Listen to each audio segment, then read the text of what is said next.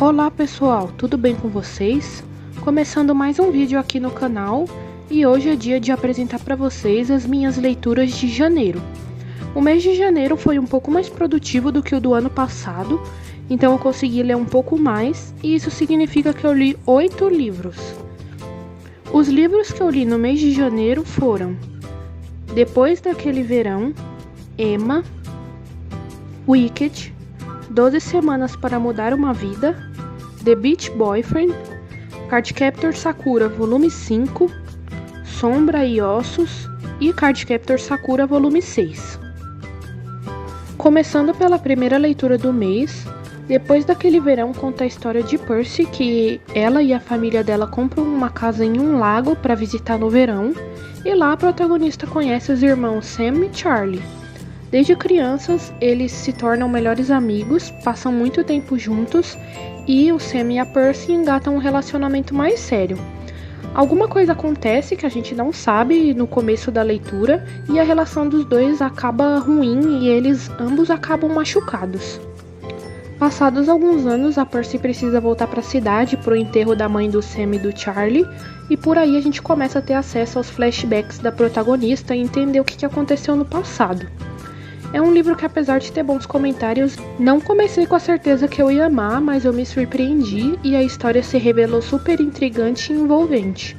Eu não sabia se eu ficava mais curiosa para ler os capítulos do passado ou do presente. A escrita é muito boa, mesmo com os protagonistas não tendo me cativado tanto, porque ambos precisavam de uma maturidade maior para perceber que a relação deles, o rumo que a relação deles estava tomando, não estava muito bom em ambos os tempos. Foi um livro que eu comecei com a ideia de que o casal era feito um pro outro, mas em certo momento eu notei que eles mais se machucavam do que passavam um tempo de qualidade juntos, e eu até torci para que eles não ficassem juntos no final. Com essa opinião formada, eu não fiquei tão satisfeita com o desfecho final da história, porque é claro que para um romance o casal precisa ficar junto, mas ainda assim foi uma leitura muito proveitosa para mim, foi bem viciante, me acompanhou bem nos meus dias e eu gostei bastante no geral. Para ele eu dei 4 estrelas. Segundo lido do mês foi Emma, que na verdade foi uma releitura. Na época que eu li pela primeira vez, eu estava ansiosa com a espera de alguns livros que eu tinha comprado, então eu senti que eu não lia a história com tanta atenção e por isso eu não lembrava de boa parte do enredo. Isso foi bom porque a maioria dos acontecimentos foram uma surpresa para mim e eu pude aproveitar bastante a experiência de leitura.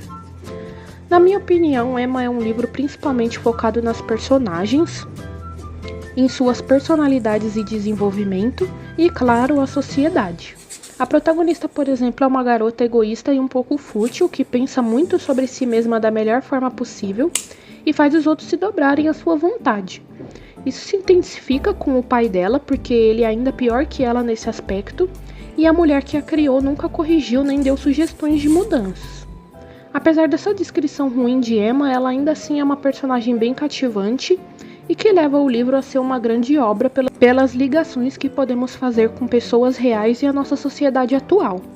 A história se desenrola mais a partir do casamento da sua governanta, Taylor, que é a mulher que criou ela, e a necessidade que a Emma tem de encontrar alguém para moldar sobre a forma de pensar e agir. As palavras dela, uma amiga.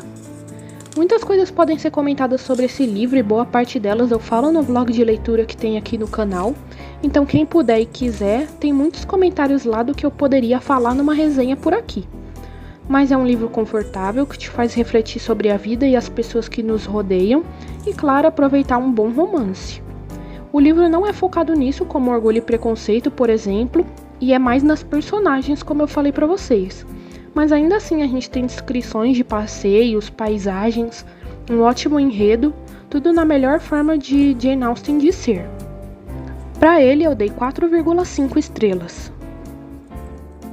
Terceiro lido do mês foi Wicked, que é um livro que eu já tinha vontade de ler, mas com o filme e o elenco dele eu confesso que me motivou ainda mais. Conta a história das bruxas da história do Mágico de Oz, mas principalmente a bruxa amada Oeste Elfaba. É um livro muito mais complexo e com muito mais camadas do que eu pensei que teria inicialmente, então acabou sendo um livro complicado de ler no início e não apenas uma fantasia relacionada a um conto tão conhecido. O livro é dividido em partes e eu senti que cada uma tem um clima e uma vibe diferente. Temos o tom mais mágico e cômico nas primeiras páginas, mas depois isso muda para questões sociais, políticas e religiosas que são discutidas.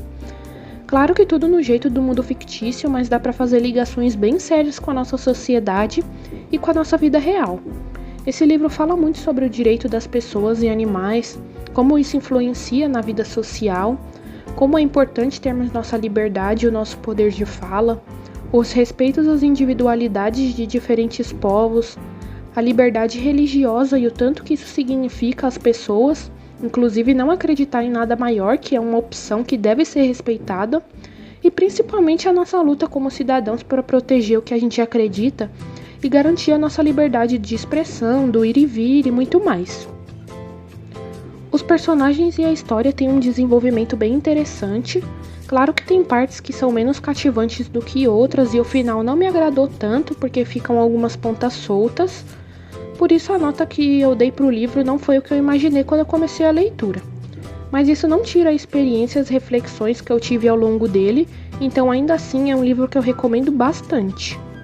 Depois de ler e assistir o filme, eu pesquisei mais sobre o autor e vi que tem mais livros dessa coleção, chamada The Wicked Years, mas não estão traduzidas, então quem tiver interesse pode continuar a história e quem sabe resolver esse problema das pontas soltas e do final aberto com os próximos volumes da série. Para Wicked, então, eu dei 4 estrelas. Quarto lido do mês foi um livro de desenvolvimento pessoal, que é o 12 Semanas para Mudar uma Vida. Os livros de desenvolvimento pessoal normalmente têm uma má reputação e muitas pessoas não gostam desse tipo de leitura. Ainda assim, eu gosto de procurar livros que me ajudem, como os que eu li até hoje. E esse livro é um bom exemplo de que tem muitas coisas para ensinar. Trata de 12 regras que o autor e psiquiatra formulou para levarmos uma vida mais leve, positiva e que nos traga qualidade de vida. Já que eu também pensei muito sobre isso, percebeu que mesmo com todas as opções de lazer que temos, toda a tecnologia e inovação, estamos nos tornando uma sociedade cada vez mais doente, solitária e insegura.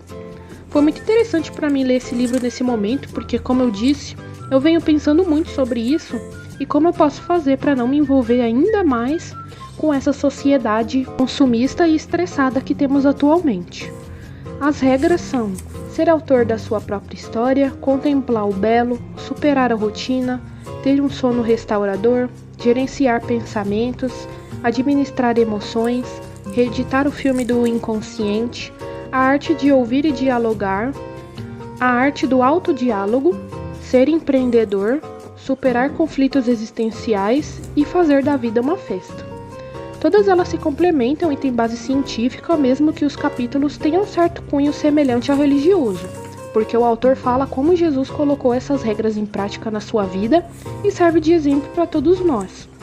Ele analisa isso de uma forma mais psiquiátrica mesmo, mais psicológica, então quem não crê nele também é uma leitura recomendável, e para ele eu dei 4 estrelas.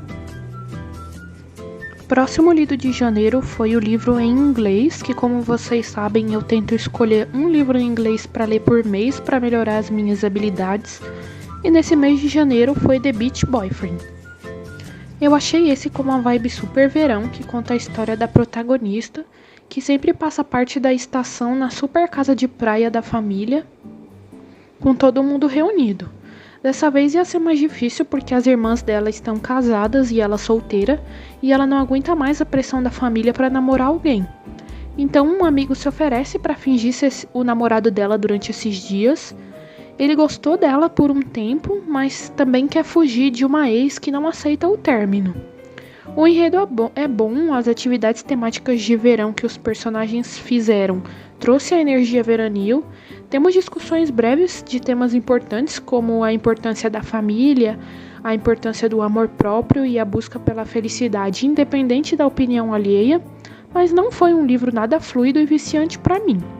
O casal não tem química, na minha opinião, o desenvolvimento da história em si deixa a desejar e o final não tem nenhum grande impacto. Então por isso eu dei apenas 3 estrelas para ele. O 6º e o 8º lidos do mês de janeiro foi 2 volumes de Sakura Card Captor, que foi o volume 5 e o volume 6. O volume 5 com certeza foi o que tinha mais informações até agora. A gente já começa com a Sakura passando por um período de férias da escola em uma casa de campo, e lá ela conhece o bisavô dela sem saber que é ele. E ainda assim eles constroem uma relação de amizade muito bonita, ainda mais pela Sakura ser uma garotinha tão gentil, educada e amorosa. Depois dessa parte especial a gente vai para a ambientação normal. Nessa parte é uma parte com cenas bem mais cômicas, leves e divertidas, que é a encenação de uma peça da escola. E nisso a Sakura precisa cumprir a missão de pegar mais cartas que estão soltas por ali, e assim ela aprende a trabalhar sozinha e ser cada vez mais forte e independente. Mas pro final temos mais algumas informações interessantes do que vem nos próximos volumes, principalmente relacionada ao personagem Yui, que eu comento com vocês no vlog do Mangá Vlog que eu vou postar. Para esse volume 5 eu dei 5 estrelas.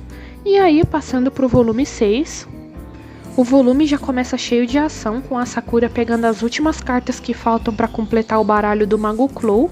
E quando ela finalmente reúne todas, ela passa por um juízo final, que é vencer um personagem bem forte em uma luta, com todas as cartas que ela coletou até agora, senão a desgraça virá sobre a Terra e tudo mais, que é a história principal do mangá. Com a proteção que as cartas dão a ela por ela ter sido benevolente em coletá-las, e também com o novo báculo que a Sakura recebe, ela consegue vencer a luta e ter o direito de governar, entre aspas, as cartas. Tudo é explicado bem direitinho essa parte final. Ela também conversa com o Mago Clow, que é um personagem bem importante da história.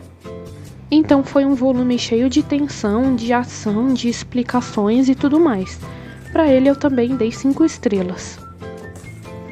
O último livro lido que eu deixei para falar com vocês, na verdade, foi o 8º, já que eu falei dos 2 volumes de Sakura em um vídeo só.